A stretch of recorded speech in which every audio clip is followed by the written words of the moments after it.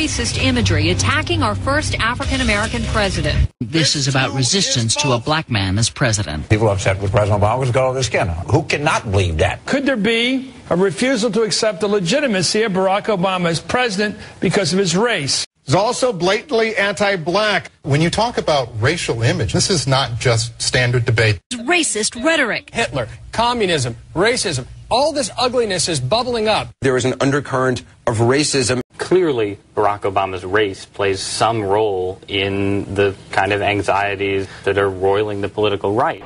I think an overwhelming portion of the intensely demonstrated animosity toward President Barack Obama is based on the fact that he is a black man, that he's African American.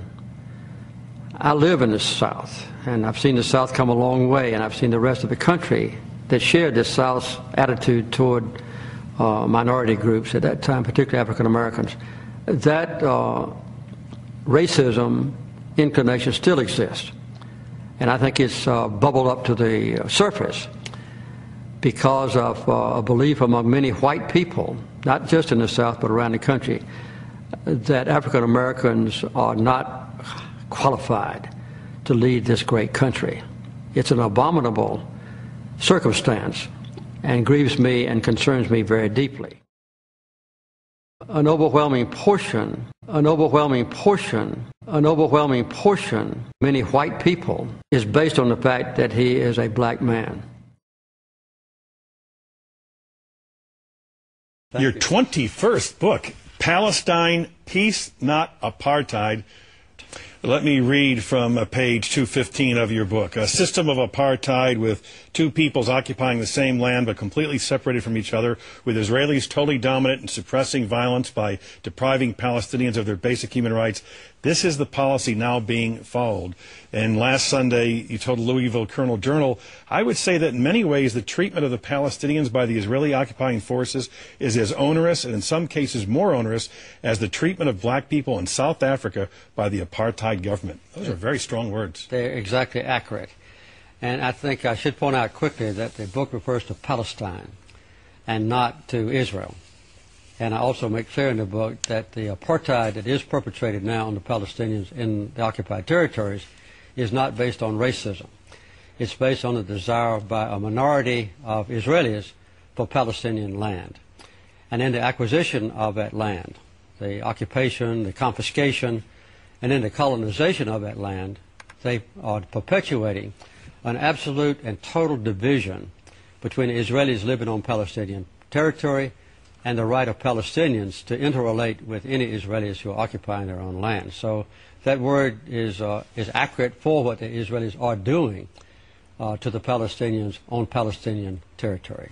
The Arabs that live in the occupied territories, which is not Israel's territory, but their own, are horribly abused. And I don't think anyone could go to the West Bank and Gaza or even to East Jerusalem and see what's happening now to the Palestinians that would disagree with my use of the word apartheid. As I read your book, this struck me, particularly from someone in political life.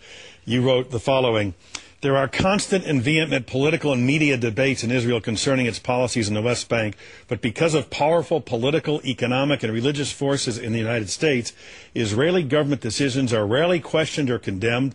Voices from Jerusalem dominate in our media, and most American citizens are unaware of circumstances in the occupied territories. And then you went on to say, there's no doubt there is a strong aversion to criticizing Israel in this country.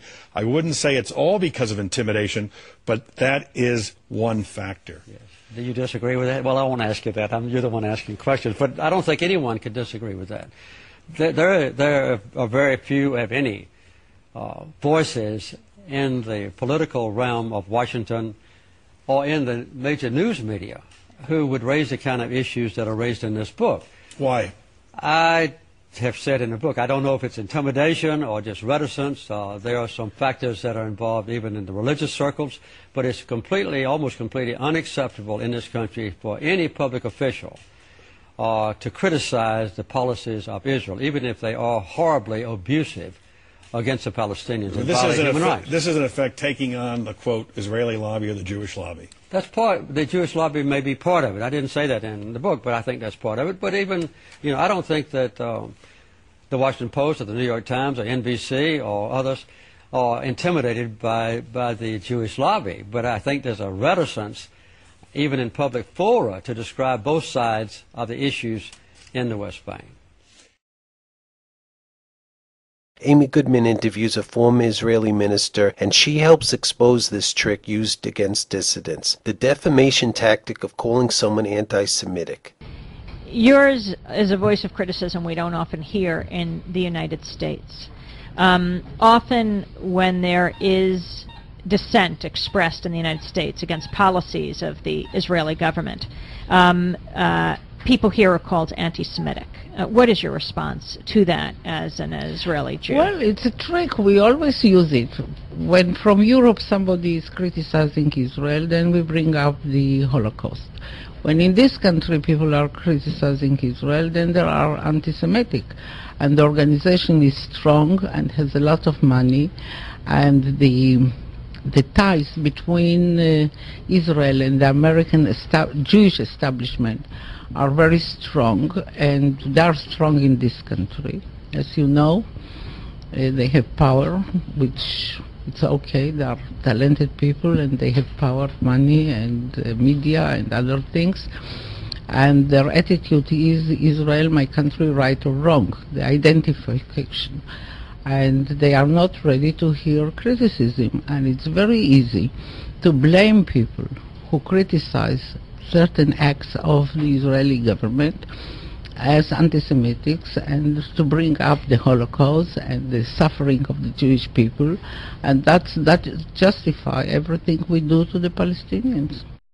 Have you no sense of decency, sir? At long last, have you left no sense of decency? Turn them off!